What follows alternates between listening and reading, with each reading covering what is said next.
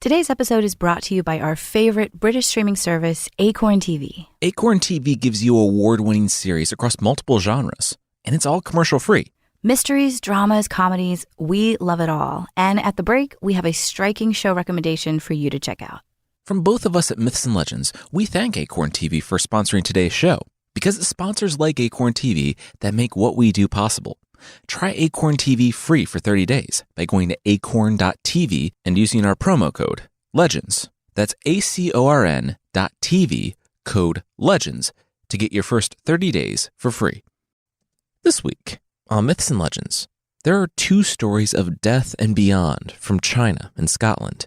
And you'll see that if you make a habit of hanging out with dead people, well, make sure you bring the drinks. The creature this week is an oiled-up epic hero who's got the whole wide world in his pecs.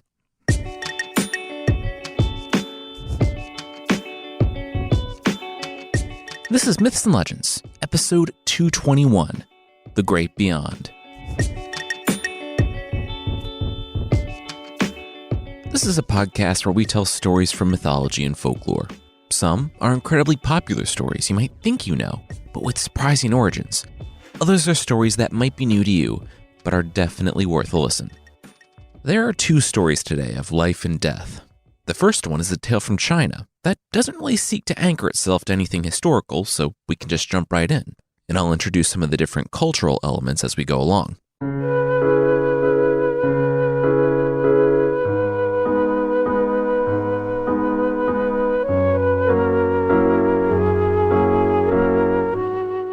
Shu reclined on the riverbank, took a sip from his wine jar, and then poured a little out in the water, like he did every night, so those who had drowned in the river would have something to drink too. He held the net and sat back, settling in for a long night. He had been at this for years, and he was one of the most successful fishermen in town. He didn't know why he went home with a full basket every night, while those only a few dozen feet away from him, lining the riverbank, would go home with nothing. But many nights it was like that. As the best fisherman in town, Shu was by no means rich, but he and his wife were comfortable. One night, though, was a bad one. He could hear, down the darkened river, illuminated only by the torches from the road, all of his competitors playing big, struggling fish from the river. Shu sat back and took another sip from his wine jar. It was nearly empty now, which meant the sun would be up soon. Oh well, everyone had bad nights. Then, Shu heard footsteps behind him. He turned, and a young man was pacing the smooth gravel of the riverbank. Looking at him, Shu nodded to the man, hi, not creepy at all, and held up his wine jar. Did the stranger want some wine? When Shu spoke, the stranger stopped and smiled. He said no, thank you. He had quite enough already. How was Shu doing tonight? Before Shu could answer that he was doing pretty terrible, actually, the young man held up a finger. No worries. He would run downstream and drive them all up for Shu. Shu said that the young man didn't need to do that, and he wasn't actually sure that was a thing. If someone who's more into fishing than me wants to tell me if that's actually a thing, that would be great, because it doesn't seem like it is. The stranger wouldn't listen, though. Took off in a run downriver. The young man, the stranger, was so graceful that he seemed to float. When the stranger returned, Shu was about to pack up his net. The young man told him to wait, saying that there would be a number of fish arriving. That's when Shu felt the first fish.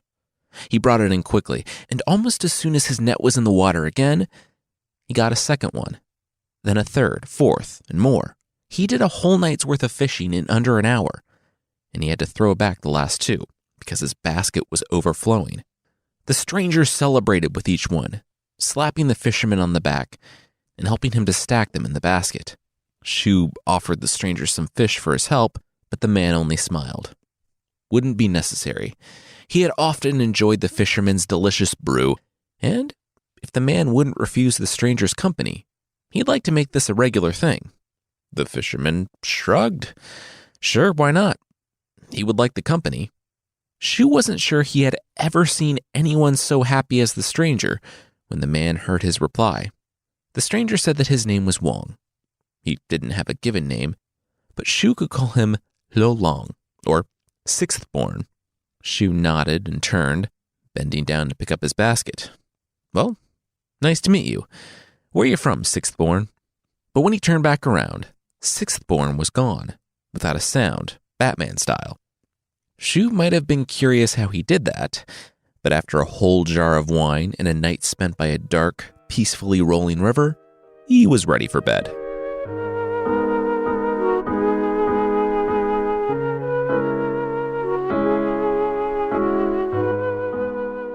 True to his word, Sixth Born was back the next night, and the night after that.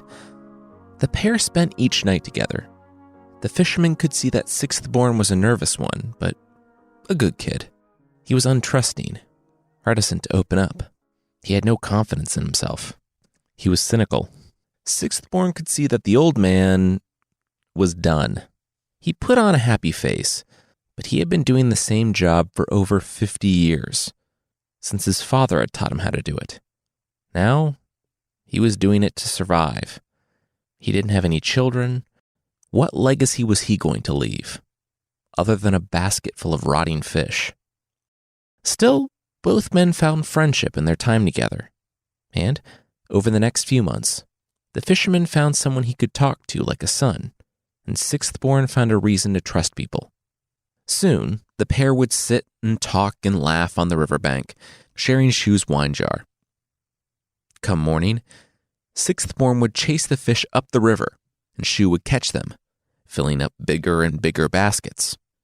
Shu started to look forward to their nightly meetings. 6 months later, the pair were best friends. Then, Shu arrived to Sixth Born sitting on the edge of the river, head hung low, below his shoulders.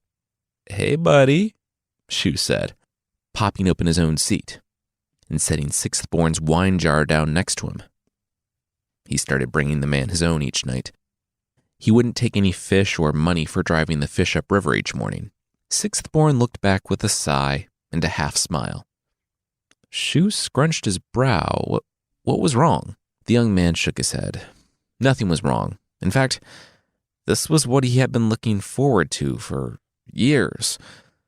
But he never thought he would feel sad about it. Basically, he was leaving. Shu was confused. He was moving, leaving town? Why? The young man took a deep breath and turned to his friend. He didn't know where he was going, but he was finally allowed to leave the river. "The river?" Shu asked. The young man nodded. He was dead. He was the ghost of a man who had died here a long time ago.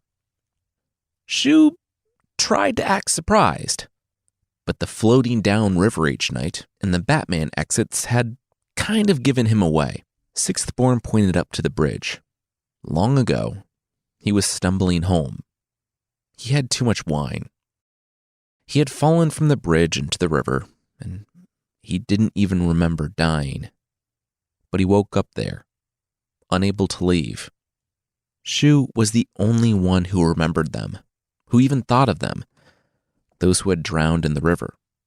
And he was so grateful for the libations, every night, that Shu caught more fish than anyone else. One night, he decided to rise and meet the man, but he never imagined they would become such good friends. That's what made this joyous day difficult. His term of karma had ended. He was free.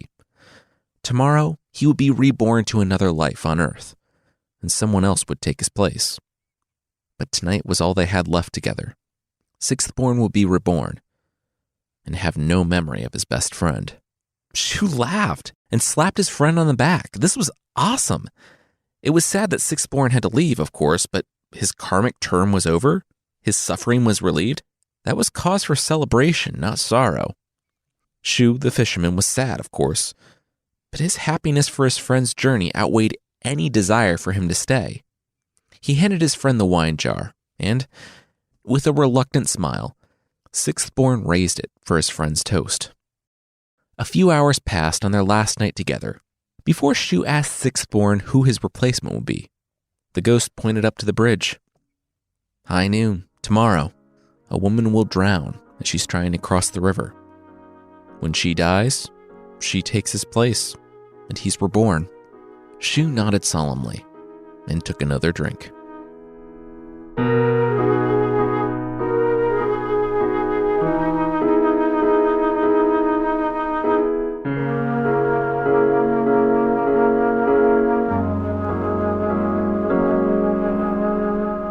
It was minutes away from noon the following day. Shu was tired. He should be sleeping. He tried to sleep, but his curiosity regarding Sixthborn's replacement wouldn't let him. So, instead of staring up at the ceiling, he figured he would go see Karma in action. It had been a tearful goodbye for both men, and though Shu had put on a brave face for his friend, it had been merely that, just a facade. He was forlorn at the loss of his best friend, happy though he was that the man was moving on. The sun reached its pinnacle as the bridge was all but vacant, save a lone woman crossing by herself. She was watching from a hillside by the riverbank so that he wouldn't be connected with what fate had willed. Shu squinted. His eyesight wasn't what it was, but he could swear that she was carrying something. He couldn't make out what she was carrying until she dropped it. When she stopped to look off the bridge, the baby in her arms wiggled free, kicked out, and plummeted into the river. The young mother didn't wait. She climbed over the railing and jumped in after the child. With a gasp, the mother surfaced, baby in her arms, crying. The mother tossed the baby, which, yikes, into the soft grass at the river's edge, and the child landed safely, just as the woman was sucked under by the current in the river. Shu rose, but then hesitated. Was this the will of heaven? Was this fate, that a young mother would die and her baby would survive as an orphan? Shu restrained himself from running to her aid. This was the will of heaven. This was fate. He knew this. Good people, necessary people died every day. It wasn't an evil, it just was. This was what he tried to tell himself as the woman struggling slipped deeper into the muddy river. Then she rose. She was near the riverbank, where her baby laid screaming among the reeds. Then she stood, the firm riverbank replacing the treading of water. She fought through the water, running to her baby, who she scooped up, checked, and held, looking to the heavens with gratitude. Shu sat back. That didn't look like dying to him.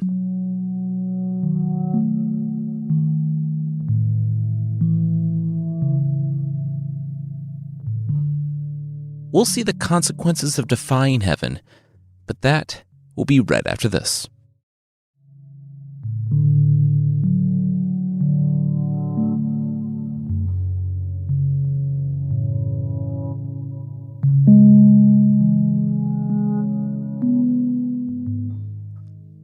Hey, Sixthborn said with a shrug and a wave that night. Shu rushed up to his friend. Both men had arrived early, and Shu had to know what happened. Why didn't the woman drown? Sixthborn just said he couldn't go through with it. The years here had been difficult for him, and he had been a young man with no one when he died. Not a mother with a baby. He didn't know how much longer he would have to stay in the river, until the karmic debt of directly disobeying heaven and changing a person's fate would be repaid. But whatever it was worth it. No one should have to go through that. Shu smiled and passed Sixthborn his wine jar. He drank to that, but for what it was worth, he agreed with Sixthborn. He had wanted to save the young woman. He just didn't know if it was possible. Neither did I, Sixthborn admitted, a pensive look on his face. He didn't know what the cost would be for defying heaven, and he didn't know if he wanted to find out. And it wasn't a week before he did, in fact, find out. So, turns out I'm being promoted, Sixthborn said to Shu. Shu set down his wine jar. Sweet! You gonna come back as like a dolphin or something? The ghost shook his head. No, he wasn't being reborn at all. He was going to be a god. His kindness and magnanimity had been seen by heaven, and a far-off city needed a deity, and he was the ghost, or I guess spirit, for the job.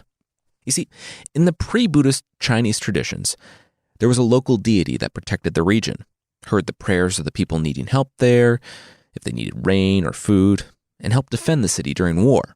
Oftentimes it would be a deified magistrate or administrator to the city. But Sixth-born guessed that they had an opening, because the job was his. He started tomorrow in the Wu Township. An upside of this, in addition to being a literal deity, was that Sixth-born would remember his life. He would remember his best friend. Their brotherhood would continue. Shu smiled. Well, he was happy for his friend, but that meant this was truly goodbye. No roads connected gods and men. The old fisherman patted his young ghost friend on the back. Look how far the man had come. If the cities of the world were looked after by upright men such as him, well, that was a world that Shu wanted to live in.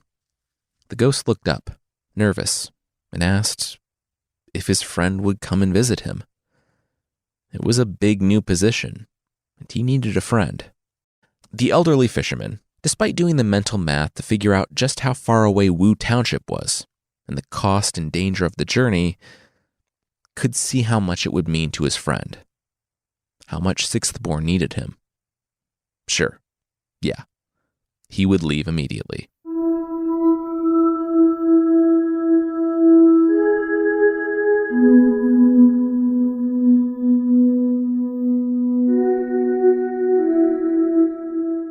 Shu's wife had to sit down. So, okay, the man you've been talking to by the river each night is now a god in a faraway village, and you want to travel hundreds of miles in medieval China to go see him? Do you have any concept of how far that is? Have you read Journey to the West? It is so dangerous out there. The fisherman simply replied that he had faith. She would be fine, too. He saved all the extra money from all the extra fish over the last 6 months, and she would be comfortable at least until he returned.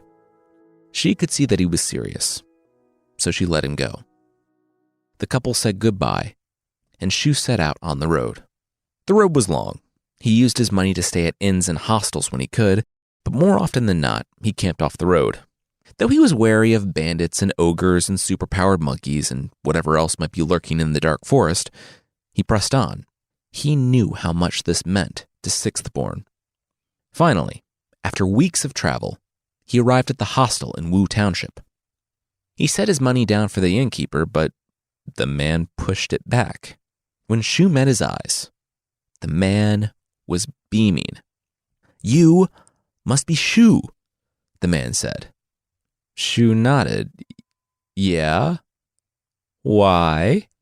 The man took Shu's money and folded it back into his hand. He had been dreaming about Shu for weeks. The entire township had, actually. They all had wonderful dreams of their local god, telling them that his good friend, Shu, was coming to visit. And when he did, the whole township was to take care of him. Everything he needed, food, lodging, traveling money, wine, he liked his wine. He would pretend like he wasn't deserving of it, like he was just some ordinary fisherman, but they shouldn't let the man's humility fool them. Their local god was who he was because of Shu. So it wasn't long before Shu found himself surrounded by a town offering him food, begging for him to stay at their houses and giving him gold. In the end, he refused most of it and didn't ask for much, only a jar of wine and directions to the temple. The people wouldn't let him rest until they piled blankets in the temple. Since Shu insisted on sleeping before the statue of the deity, he took a long sip of wine, set the jar in front of the statue, his friend, and went to sleep. In his dream, he met his old friend at the riverbank, and they shared that jar of wine. Sixth-born said it was harder than he thought it would be, being a god. There were so many people crying out to him, yet he had to remain separate, removed. Sixth-born said that Shu didn't know how much it meant for him to visit, and the old man simply smiled. He was glad he did. As for the difficult business of divinity, The heavens wouldn't have given him this position if he couldn't handle it. But did Sixthborn know who knew him even better than the heavens? Shu. And as his best friend, Shu could say that he couldn't think of anyone better to look after these people. Sixthborn smiled, took a deep breath, and thanked his friend. He said that was what he needed to hear. He thanked Shu for coming, and when Shu decided to leave, he would see his friend off.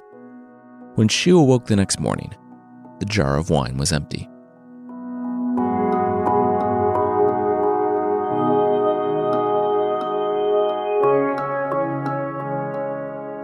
Though the town tried their hardest to get their honored guests to stay, Shu couldn't be persuaded, not even with rotating week-long feasts at every house in town.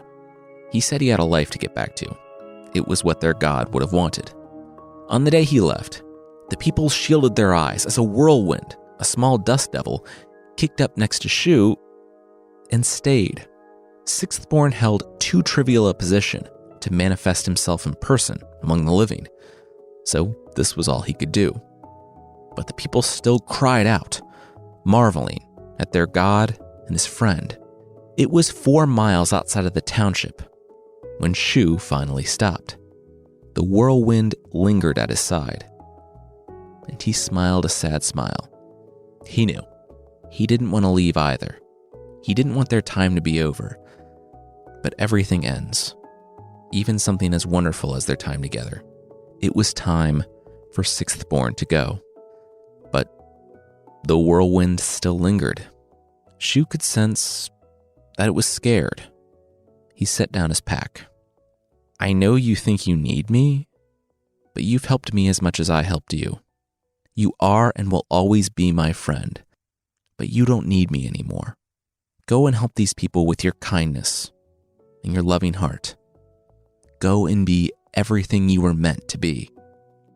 With that, the whirlwind hesitated a moment longer and then vanished. Shu hefted his pack, turned, and began the long journey home. When he found his way home, he hugged his wife, took up his net, and returned to the river.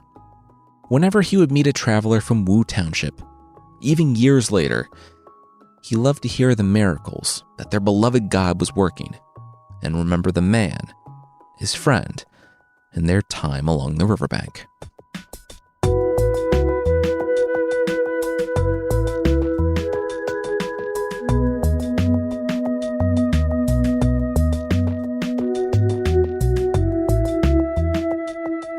I like that this story is just nice.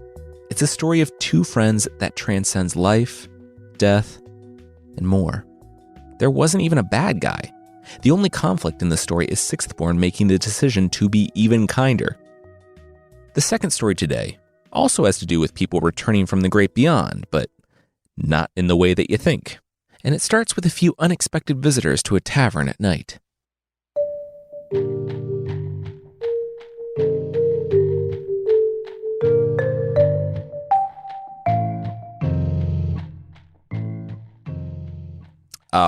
I'll be with you in a moment, the stable boy called out, as he heard the carriage pull up to the tavern. It was a busy night, and they were the only stop along the road for miles on either side. It was late October, and there was a chill in the air, so anyone who drove by around dusk usually stopped for a warm drink before continuing on their way. The young man just had to finish mucking out one last stall before he was able to get to the newcomers, but they were impatient. He stepped from the barn just in time to see the tavern door swinging open to let the two young men in. The stable boy sighed. Looks like he wasn't getting paid. He looked the horses over, fed them a bit, brushed them, and moved to climb atop the carriage to move it out of the road and off to the side of the tavern when he found that it wasn't empty. Oh, wow. Sorry about that, ma'am. You should probably head inside with your friends. I'm going to move the carriage off the road, he said, and then held out his hand to help the lady from the carriage. But she didn't move. She sat calmly facing forward. The ostler, the stablehand, squinted. The sun had gone down by now, so it was hard to see. When he returned with a lantern, he staggered back.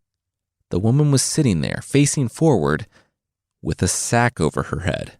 The young man scrambled up to the carriage and quickly loosened the bag, ripping it off, telling her that she was going to be okay. He was going to get her out of here.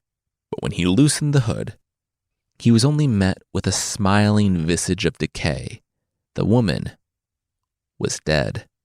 He shrieked and moved to put the hood back on to cover the maggots and rot that had already set in on the softer tissues. But then he stopped. He hesitated and looked to the floor. It was mostly dirt, trampled down in boot prints. The woman's skin, though preserved, was cold and gray. She had been embalmed. These men were grave robbers. The stable boy looked to the tavern, and his shoulders slumped. These men were resurrectionists, body snatchers, grave robbers. In this time in Britain, medical schools needed cadavers for dissection, but it was difficult to come by them legally, kind of. Edinburgh was a leading center for anatomical studies at this time, but only people convicted of murder, people who died in prison, people who took their own lives, and orphans could go straight to the anatomists. That only accounted for a few dozen, when hundreds of bodies per year were needed for anatomy. So the resurrectionists, or resurrection men as they were called, filled a need. It was a legal gray area for a while, because while disturbing a gravesite and or stealing from one was a crime, I guess no one technically owned dead bodies. So the resurrectionists either bribed or slipped past the guards that might be posted at cemeteries, exhumed the bodies, and made the sale to waiting doctors. As it became a bigger and bigger problem, there were measures put in place, like watchtowers with guards to look after the body until it had sufficiently decayed, stone slabs over the site, or mort safes, cages put around coffins to deter theft. But people found a way around these, and not everyone could afford them. This whole issue would eventually come to a head in the actions of Burke and Hare, who murdered their tenants to sell the bodies, prompting the public outrage to change some of the legislation regarding the availability of certain bodies to be cadavers. But back in our story, the young man looked around the carriage. These men obviously had money. This whole business, though dirty, could be lucrative, he guessed. He looked at the body of the young woman, stiff as a board, still sitting up. He thought about her on a table, sliced open, her organs being picked over, pinched, and weighed by old men. He shuddered. The stable hand looked to the tavern, heard the laughing inside. He was repulsed by the thought of people stealing and cutting up bodies, but what could he do? His boss, the owner of the tavern, wouldn't confront the men over one dead body, especially when they might not even be breaking the law. The stable hand looked to the road. Oftentimes mobs might confront the body snatchers at the graveyard, but this time of night, this far from town, the stable hand could take a horse and go gather a mob, but he might return to the body snatchers having already left, and a beating from the tavern owner. No, there would be no justice, no rest for this poor woman. The stable boy sighed, sitting next to the body. He apologized to her and raised to put the hood back on. Then he paused, looking at her. Huh.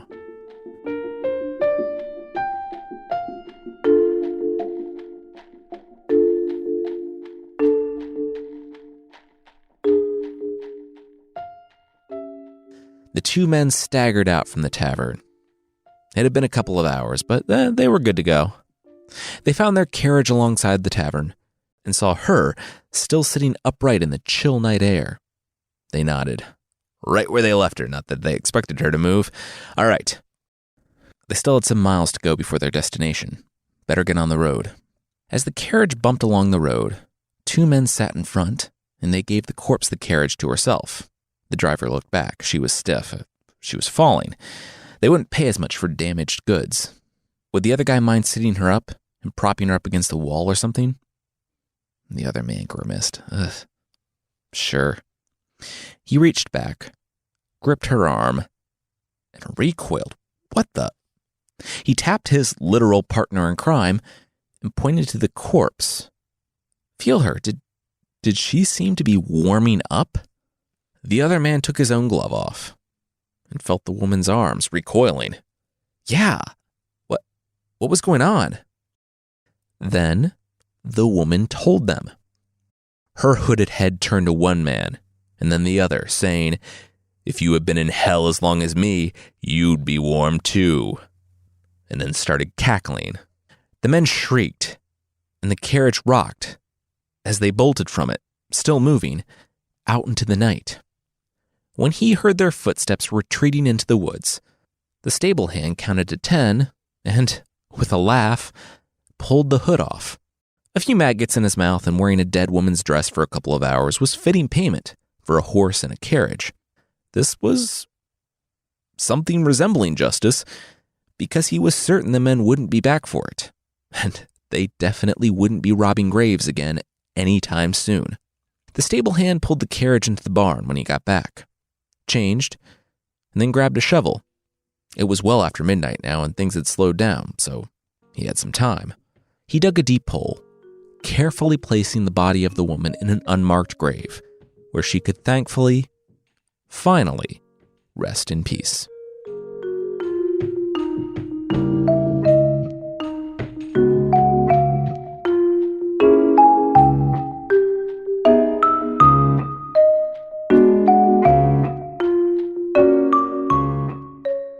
Two happy endings on today's episode. Well, happy ending for the stablehand, who rode off into the sunrise with a new carriage and a horse. Not so much a happy ending for the resurrection men, or early modern medical training. Next week probably won't be like this one. We're back in the Viking legends, where the characters seem determined to never give their stories a happy ending ever. If you'd like to support the show, there's a membership thing on the site. For less than the price of a chicken harness, a harness you can put on your pet chicken to take it for a walk, you can get extra episodes and ad-free versions of the show. That will probably go better than the time I put the dog vest on one of our cats and tried to take him for a walk. Check out support.mythpodcast.com for more info on the membership.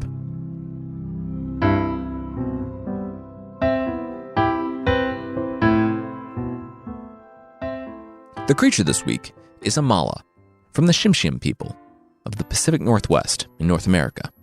A mala means very dirty or smoke hole and is like a male Cinderella with rippling, oiled muscles.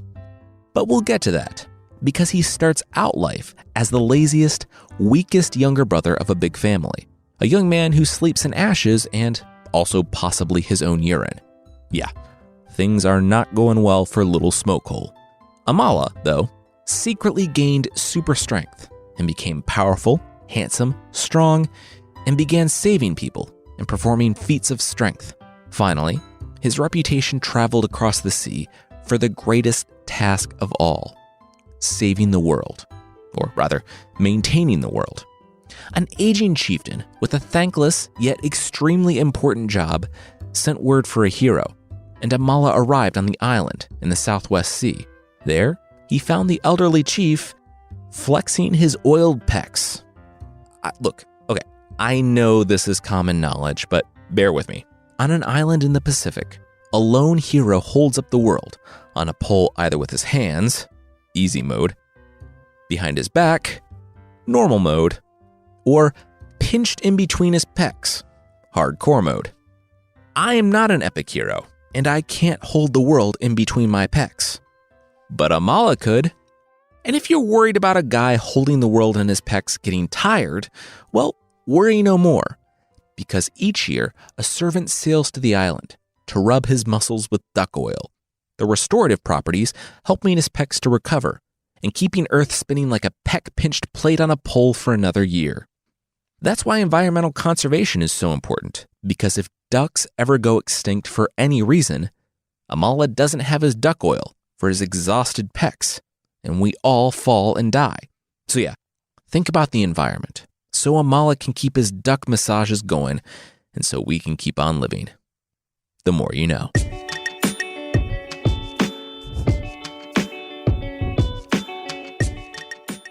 That's it for this week. Myths and Legends is by Jason and Carissa Weiser. Our theme song is by the band Broke for Free, and the Creature of the Week music is by Steve Combs. There are links to even more music in the show notes. And once again, thank you to Acorn TV for helping us keep this podcast free. For a rich catalog of stunning, award-winning shows we think you'll love as much as we do, try Acorn TV. Stream anytime, virtually anywhere. And if you don't know where to start, check out Wisting. We're on episode 5. From both of us at Myths and Legends, we thank Acorn TV for sponsoring today's show. Because it's sponsors like Acorn TV that make what we do possible. Try Acorn TV free for 30 days by going to acorn.tv and use our promo code LEGENDS. That's ACORN.TV code LEGENDS to get your first 30 days for free. All right. Thank you so much for listening, and we'll see you next time.